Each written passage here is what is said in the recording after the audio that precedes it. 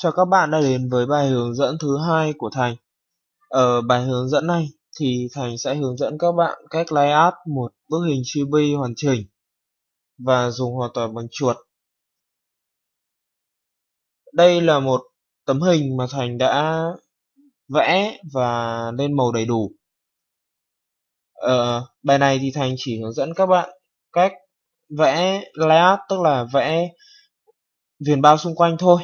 Còn về cách lên màu thì Thành sẽ hướng dẫn các bạn ở các bài sau. Ờ, Đây là tấm hình mà mình đã vẽ phác qua, và bây giờ thì Thành sẽ hướng dẫn các bạn layout nhé.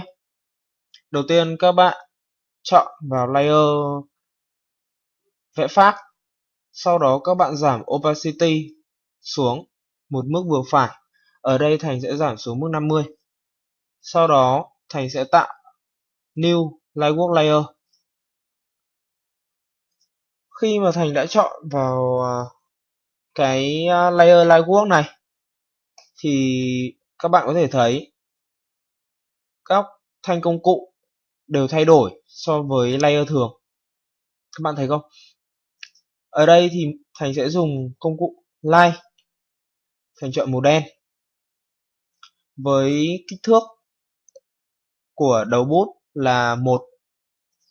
Thành sẽ phóng ảnh lên để có thể dễ dàng làm việc hơn. Với phím tắt là Control, Space và chuột trái. Để di chuyển hình cho vừa với ý của mình thì mình sẽ giữ chặt nút Spacebar, ta nút cách, sau đó kéo và thả chuột. Ok, mình sẽ chọn điểm đầu tiên và điểm cuối cùng.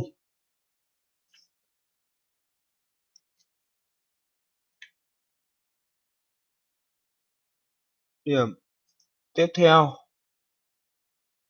điểm tiếp,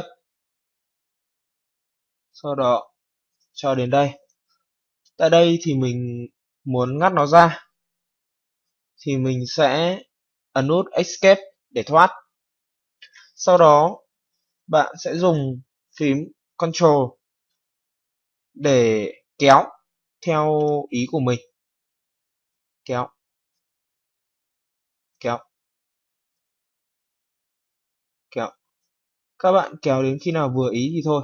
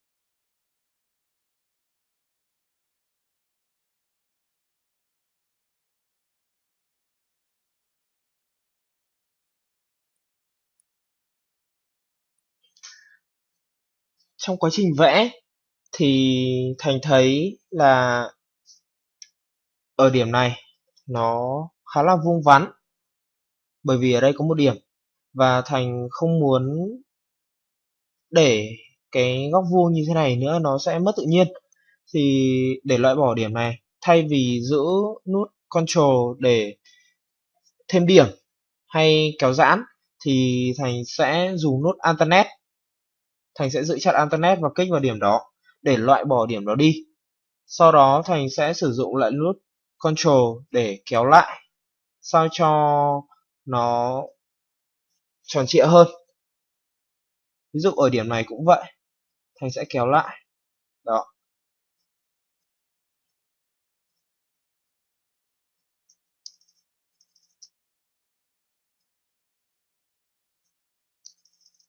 Các bạn lưu ý cho Thành nhé. Khi mà lineart thì tốt nhất các bạn nên bo viền một cách.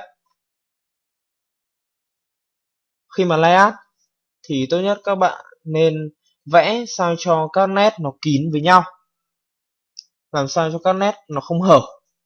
Như thế thì sau này mình sẽ tô màu rất là dễ dàng. À, chỗ này thì Thành lại không cần cong, mà Thành lại cần nó thẳng thẳng một chút. Vậy thì làm sao? Thành cũng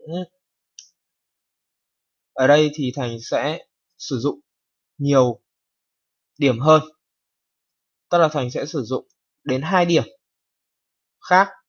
Ở đây nó sẽ trở thành nhọn hơn. Ok, vậy cơ bản cũng đã gần hoàn thành rồi.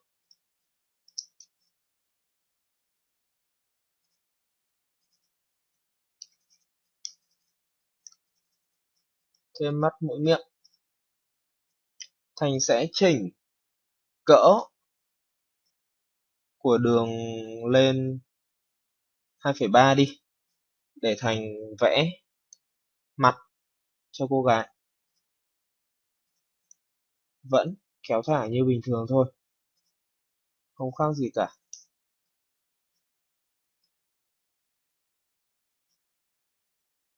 Mình sẽ đi các nét chính trước, sau đó mình đi nét phụ sau.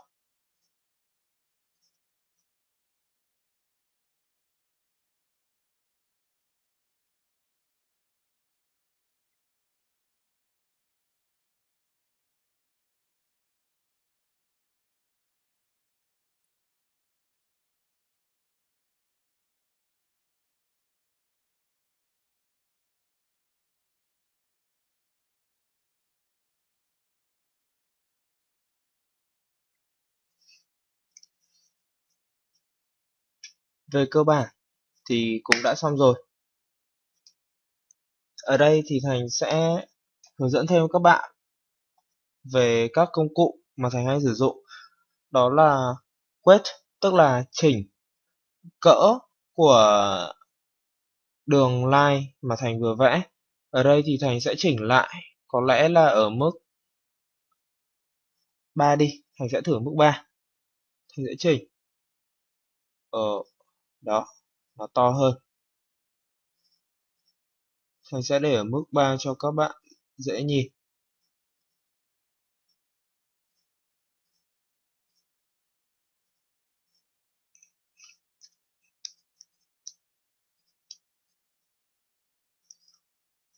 Thích cỡ nào thì các bạn chỉ việc click vào, thì toàn bộ các đường mình đã vẽ từ trước nó sẽ trở nên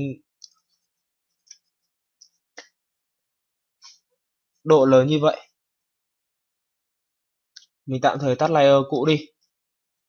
Đó, đây là thành quả của mình. Và công cụ tiếp theo rất là hữu hiệu, đó chính là Brush. Công cụ này sẽ làm những nét của mình vẽ có nét thanh và nét đậm, y như mình vẽ tay vậy. Ở đây các bạn chú ý một chút này. Ví dụ như ở các hình này thì các nét, các đường, các đầu nó đều bằng nhau hết. Và cái công cụ Brush này nó sẽ làm thanh hoặc đậm các đường của mình đã chọn. Cách sử dụng thì mình sẽ click vào công cụ Brush. Tiếp theo click vào điểm. Ở đây thì các điểm sẽ có màu vàng. Khi muốn nét thanh thì các bạn sẽ cầm click chuột vào điểm đó và kéo sang bên trái. Các bạn có thể thấy phần trăm thay đổi. Mình sẽ làm thanh ở đây và đậm dần. Ok, ở đây mình cũng sẽ làm thanh đi.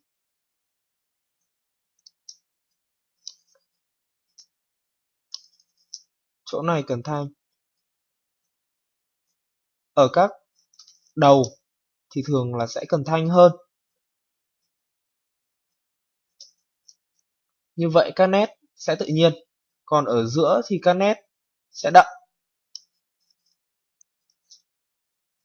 Tùy vào nhu cầu mà bạn có thể điều chỉnh theo ý của mình.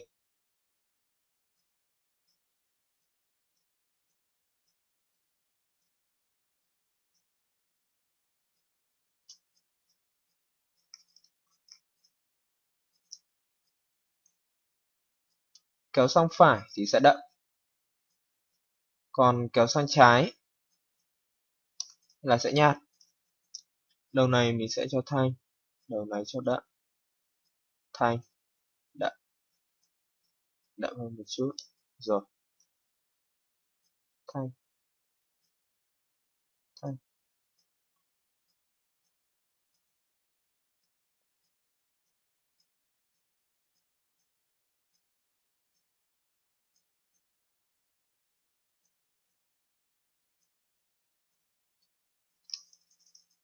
Ok, như vậy là xong rồi.